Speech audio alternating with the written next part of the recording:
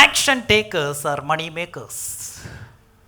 Action takers R മണി makers. Action takers R മണി makers. So plan ചെയ്തുകൊണ്ടിരുന്നെന്നും പറഞ്ഞ് ഒരുത്തനും രക്ഷപ്പെടാൻ പോകുന്നില്ല. ആ പ്ലാൻ ചെയ്ത കാര്യം ഇംപ്ലിമെൻ്റ് ചെയ്യണം. അവിടെയാണ് കാശിരിക്കുന്നത്. അപ്പം ഇപ്പം ഇതിൻ്റെ അകത്ത് പല പ്രായത്തിലുള്ളവരിപ്പുണ്ട്. ഓക്കെ, 30 വയസ്സുകാരുണ്ട്, 35 വയസ്സുകാരുണ്ട്, 40, 45, 50, 60, 65, 70, 75 വയസ്സുള്ളവരും ഇപ്പോൾ ഇവിടെ ഇരിപ്പുണ്ട്. ബട്ട് നിങ്ങളോട് എനിക്ക് പറയാനുള്ളത്, നിങ്ങൾ ഈ കാലയളവിൽ, നിങ്ങളുടെ ഈ ജീവിതകാലത്ത് നിങ്ങൾ ഒരു കഥ ഇങ്ങനെ ഉണ്ടാക്കിക്കൊണ്ടിരിക്കുക അല്ലേ? You have a story. You have a story. ഇക്കയ്ക്കൊരു കഥയുണ്ട്, മോക്കൊരു കഥയുണ്ട്. ഇതുവരെ ഉണ്ടാക്കിയ കഥ ഇങ്ങനെ തന്നെ മുന്നോട്ട് പോകണമെന്ന് ഒരു നിർബന്ധമില്ല.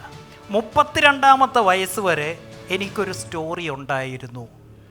ബട്ട് അറ്റ് ദിസ് 37 ഏജ്, ഈ കഴിഞ്ഞ 5 വർഷത്തിൽ ഞാൻ എന്താ ചെയ്തതെന്നറിയോ? Rewrite my story. എൻ്റെ കഥ ഞാൻ തിരുത്തി എഴുതി കഴിഞ്ഞ 5 കൊല്ലം കൊണ്ട്. എന്താ നിങ്ങൾ ചെയ്യേണ്ടേ? Rewrite your story. ഇന്ന് വരെയുള്ള കഥയാവരുത് ഇന്നു മുതൽ നിങ്ങളുടെ കഥ. ഇന്ന് വരെയുള്ള കഥ എങ്ങനെയൊക്കെയോ അങ്ങ് നടന്നു, നമുക്കറിയാതെ.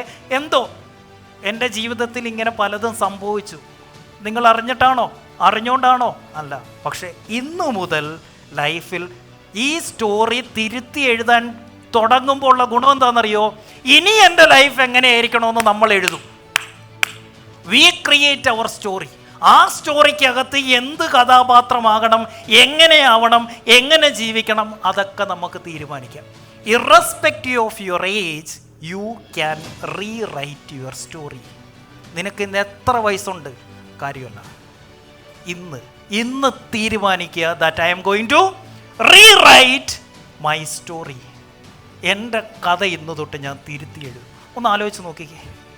ഇന്നൊരു ഫുൾ സ്റ്റോപ്പ് ഇടുക. അതാ ഈ നിമിഷം ഇതുവരെ ഉണ്ടായതിനെല്ലാത്തിനും ഒരു ഫുൾ സ്റ്റോപ്പ് ഇട്ടിട്ട് ഇപ്പം തീരുമാനിക്കുകയാണ് to write a new story from the beginning.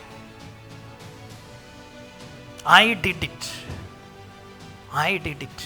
നിങ്ങളോട് ട്രൈ ചെയ്യാനല്ല പറയുന്നത്, ഐ ഡിഡ് ഇറ്റ് ഫസ്റ്റ്. എന്നിട്ടാണ് പറയുന്നത് റീറൈറ്റ് യുവർ സ്റ്റോറി.